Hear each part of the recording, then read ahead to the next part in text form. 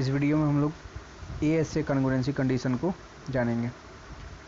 ASA में यानी दो एंगल और दोनों एंगल के बीच में एक साइड, जैसे कि इंक्लूडेड, दोनों एंगल के साथ एक साइड बीच में होना चाहिए, बस तभी जाकर हम कॉन्ग्रुएंट इसको कर सकते हैं। जैसे कि एक ट्रायंगल ABC ड्रॉ किया गया है जिसमें BC 5 सेंटीमीटर है, एंगल B 40 है और एंगल C दे रखा है। एक अनदर ट्रायंगल है, दूसरा अदर ट्रायंगल है जिसमें DEF ट्रायंगल है, उसमें EF 5 सेंटीमीटर दे रखा है, E 40 दे रखा है, F 30 दे रखा है। ठीक है, तो दोनों क्या करना है, यहाँ एक ट्रायंगल दे रखा है जिसमें देख सकती हो कि EB एक साइड है और उसके करस्पॉन्डिंग DE एक साइड है। ठीक, उसी प्रकार से BC एक साइड है और उसके करस्पॉन्डिंग EF एक साइड है, और एंगल E जो है उसके करस्पॉन्डिंग इसमें एंगल B है और एंगल C के करस्पॉन्डिंग इसमें एंगल F है। जहाँ पर देख सकती हो दोनों करस्पॉन्डिंग एंगल्स जो हैं इस ट्रायंगल के, इन दोनों ट्रायंगल के, वो इक्वल हैं, और साथ ही साथ इसमें बीच में दो एंगल के बीच में एक साइड हो रहा है, यानी एक साइड पर दोनों एंगल फॉर्मेशन होना बहुत ही ज़रूरी है।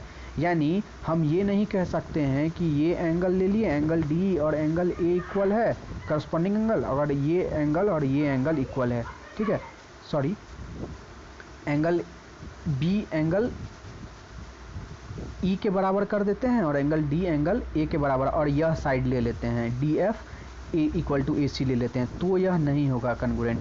यह तभी होगा कॉन्ग्रुएंट जब इन दोनों ट्रायंगल जिस साइड पर बन रहे हैं वो इक्वल होना चाहिए। अगर ये साइड ले रहे हैं एंगल D और एंगल E, इसके करस्पॉन्डिंग एंगल A और एंगल B ले रहे हैं, तो साइड DE AB के बराबर होना चाहिए, तभी SAS प्रॉपर्टी से यह कॉन्ग्रुएंट होगा, अदरवाइज यह कॉन्ग्रुएंट नहीं होगा। ठीक है, अदरवाइज यह कॉन्ग्रुएंट नहीं हो पाएगा। ठीक है, तो एक एग्जाम्पल इसी का देखते हैं। जैसे कि यहाँ पर देखें, इससे रिलेटेड एग्जाम्पल वैसे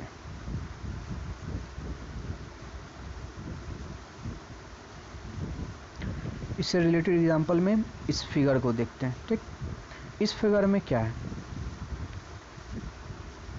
इस फिगर में देख सकते हैं एक ट्रायंगल है, एक ट्रायंगल पर क्या बनाया गया, परपेंडिकुलर बनाया गया। ठीक है, तो जब भी परपेंडिकुलर बना, ठीक, तो यह दो भाग में बट गया, एक तो ट्रायंगल हो गया PQS, ठीक, और एक हो गया PSR। जब ये बन गया, दो पार्ट में बट गया, तो सिंपली PS क्या होगा, PS जो है वो दोनों ट्रायंगल में कॉमन है क्योंकि दोनों ट्रायंगल का यह पार्ट है। ठीक, और सिंपली एंगल P को यहाँ PS क्या कर रहा है, बाइसेक्ट कर रहा है। ठीक है, यहाँ परपेंडिकुलर बाइसेक्टर इसका बनाया गया है, तो यह क्या कर रहा है, बाइसेक्ट कर रहा है। तो बाइसेक्ट करने पर क्या होता है, एंगल दो इक्वल भाग में भी बंट जाता है। ठीक है, तो ऐसे में हम यह कह सकते हैं कि इन दोनों ट्रायंगल में एंगल QPS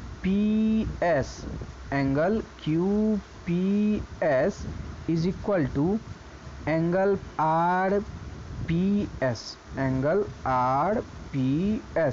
क्यों, क्योंकि वो बाइसेक्ट हो रहे हैं तो दोनों इक्वल होंगे, तो ये दोनों आपस में क्या है, करस्पॉन्डिंग एंगल हैं, इसलिए यह इक्वल हो गए।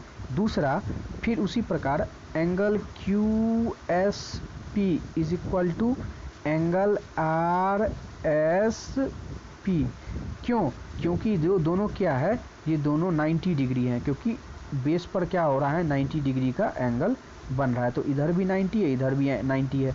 तो कहने का यह मतलब दो एंगल के साथ जहाँ पर एंगल बन रहा है उसमें जो साइड है, उसमें जो यह साइड है, उसी साइड पर दोनों एंगल बन रहा है। सो यहाँ पर क्या हो जाएगा, यह साइड कॉमन हो जाएगा, यानी दोनों साइड क्या है, इक्वल है बोथ में, इसलिए ये दोनों जो ट्रायंगल होंगे वह कॉन्ग्रुएंट हो जाएंगे। ठीक है। और कन्गुरेंट होने पर हम यह कह सकते हैं कि angle side P Q is equal to side P R and side Q R equal to side S R, ये भी कह सकते हैं। And angle Q is equal to angle R भी कह सकते हैं, ठीक है। तो ये सब हम CPCT से कन्गुरेंट ट्रायंगल को कन्गुरेंट करने के बाद कह सकते हैं सिंपली, ठीक है। तो यह तुम्हारा एग्जाम्पल था ASA का, ठीक।